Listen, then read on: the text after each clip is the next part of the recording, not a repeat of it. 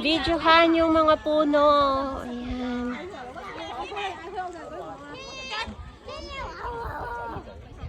Ang ganda.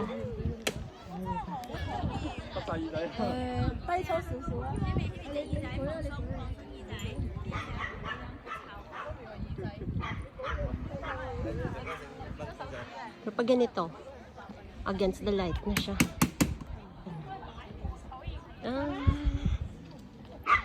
Ay,